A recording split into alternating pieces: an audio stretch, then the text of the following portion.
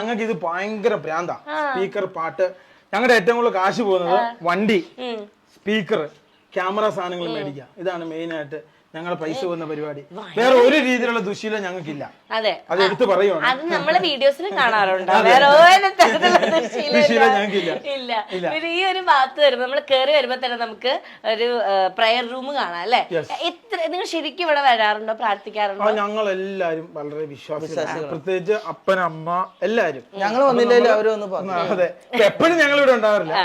എല്ലാ സമയം ഇപ്പൊ പ്രത്യേകിച്ച് ഞങ്ങൾ ഇങ്ങനെ റിസ്ക് ആയ സ്ഥലങ്ങളിൽ കൂടെ ഒക്കെ പോകാൻ നേരത്ത് ഇവർക്ക് എപ്പോഴും ടെൻഷനാണ്. അപ്പൊ ആകെ നമുക്കും ഇപ്പം ചേച്ചിക്കായാലും ഞങ്ങൾക്ക് എല്ലാവരും ആകെ ആശ്രയാരാ. ഫൈനലി നമ്മൾ ആരെയും വിളിക്കാം, ദൈവമേ. അത് തന്നെ.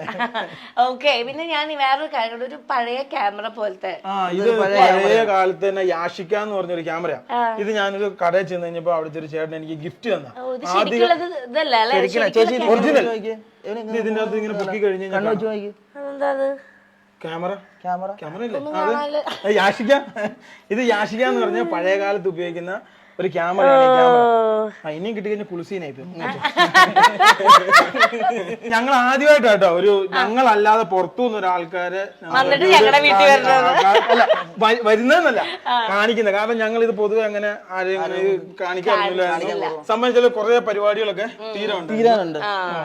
ഇപ്പോഴും എന്തോ ചെറിയ പരിപാടിയൊക്കെ ഉണ്ട്. ഞാൻ പറഞ്ഞല്ലോ, ഇത് ബോക്സി വീടായതുകൊണ്ട് ഭയങ്കര പായലും പ്രശ്നങ്ങളൊക്കെയാ. അപ്പൊ അങ്ങനെ പായലും പ്രശ്നമായതുകൊണ്ട് ഇപ്പൊ സൺഷെയ്ഡും സംഭവങ്ങളും ഓരോന്നൊക്കെ അടിച്ചോണ്ടിരിക്കുക. ഓക്കെ. പിന്നെ വേറൊരു കാര്യം ശ്രദ്ധിച്ചുട്ടാ, ഇവരുടെ ഹൈറ്റിനൊക്കെ തന്നെ സീലിംഗ് ഉണ്ട് ഇവിടെ. സീലിംഗ് എന്ന് പറഞ്ഞാല് ഇത് വാർപ്പേ തന്നെയുള്ള സംഭവമാണ്. ഇത് എക്സ്ട്രാ സീലിംഗ് അല്ല, ഇത് വാർപ്പേ തന്നെ ഇതിന്റെ സംഭവങ്ങളൊക്കെ ചെയ്ത് എന്റെ ഒരു കൂട്ടുകാരൻ കിച്ചു എന്ന് പറഞ്ഞ ബെഞ്ച് മാർക്ക് എന്നാണ് അവന്റെ കമ്പനിയുടെ പേര്.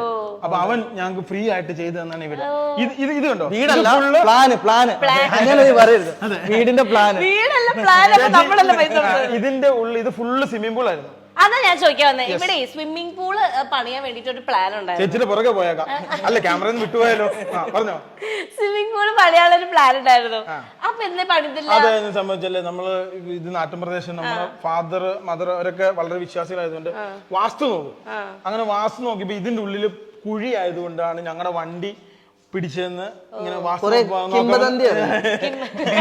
അപ്പൊ അങ്ങനെ വന്ന് വാസ്തു നോക്കുന്ന ആള് പറഞ്ഞപ്പം അപ്പൻ വളരെ ശക്തമായിട്ട് മൂടാൻ പറഞ്ഞു. ഇത് ശരിക്കും 2400 സ്ക്വയർ ഫീറ്റ് വീടായിരുന്നു. പക്ഷെ 3600 3850 ആയി പോയി. ഇതിന് കുറെ പോയി ചേച്ചി.